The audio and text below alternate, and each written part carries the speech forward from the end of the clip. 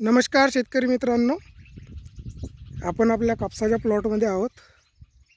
मित्रांनो, विदर्भात आणि मुख्यतः अमरावती जिल्ह्यामध्ये भरपूर पाऊस सुरू आहे. मित्रांनो, 15 ते 20 दिवसापासून आता आपल्याला ऊन दिसत असेल, परंतु आता 10 मिनिटापूर्वी पाऊस येऊन गेलेला आहे. मित्रांनो, आपण बघू शकता. सोबतच मित्रांनो, आपल्या पुढे आता हे पावसामुळे भरपूर नवीन आव्हाने आलेले आहेत. आपल्याला रानडुकराचा त्रास होत आहे, तर आपण खुट्या काढून घेत आहे. सोबतच आपण मित्रांनो गळफांदी पण कट करत आहोत. आणि आता पाण्यामुळे जे पाणी साचलेलं आहे आपल्या शेतामध्ये, सगळ्यांच्याच शेतामध्ये साचलेलं आहे मित्रांनो. आपण बघू शकता मित्रांनो,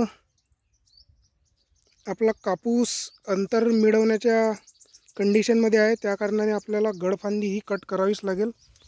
दादालाड पद्धतीमध्ये हे मुख्य काम आहे मित्रांनो, गळफांदी काढायचं.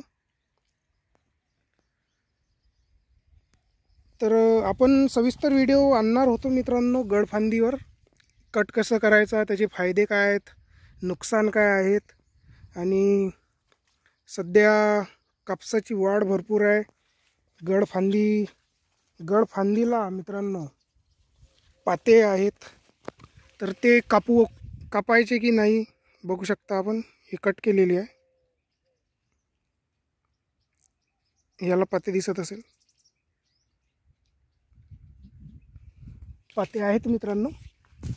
परंतु त्याचे आपल्याला तसा उशीर झाला आहे. 60 दिवसापर्यंत गळफांदी काढावं लागते, परंतु आपल्याला वेळ झालेला आहे मित्रांनो. तर याचे फायदे काय होणार आहेत, नुकसान काय होणार आहेत, याबद्दल सविस्तर व्हिडिओ आपण आणणार आहोत मित्रांनो. परंतु आपल्या व्हिडिओला मित्रांनो व्ह्यूज येत आहेत, 1000-1200 व्ह्यूज येत आहेत, 1500 व्ह्यूज आहेत कोणत्या व्हिडिओला. परंतु आपलं चॅनल मित्रांनो सबस्क्राईब नाही करत आहेत. जवळपास 50 सबस्क्रायबर झालेले आहे आतापर्यंत, परंतु आपले सबस्क्रायबर मित्रांनो वाढत नाही आहेत. तर सबस्क्रायबरसाठी मित्रांनो तुम्हाला 100 सबस्क्रायबर कंप्लीट करायचे आहे मित्रांनो. ज्यांनी चॅनल सबस्क्राईब नाही केलेलं आहे त्यांनी कृपया सबस्क्राईब करावे. आणि जेव्हा आपले 100 सबस्क्रायबर कंप्लीट होईल तेव्हा आपण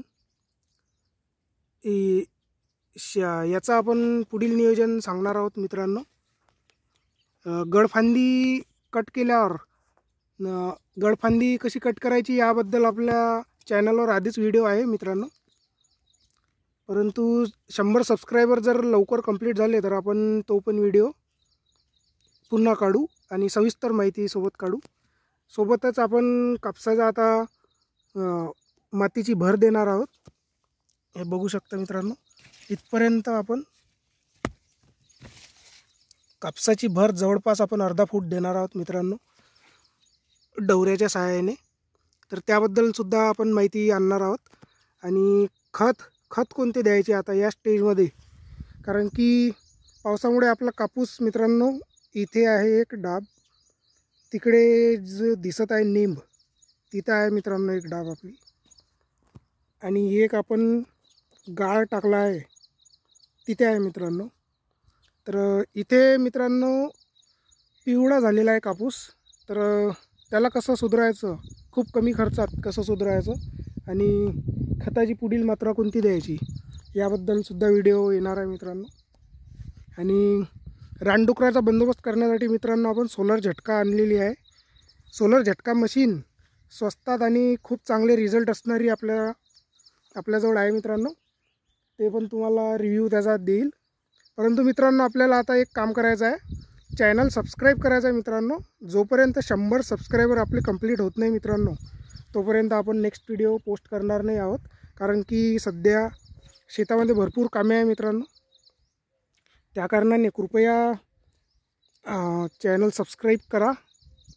माहिती आवडत असल्यास करा मित्रांनो, तसं काही जबरदस्ती आहे नाही.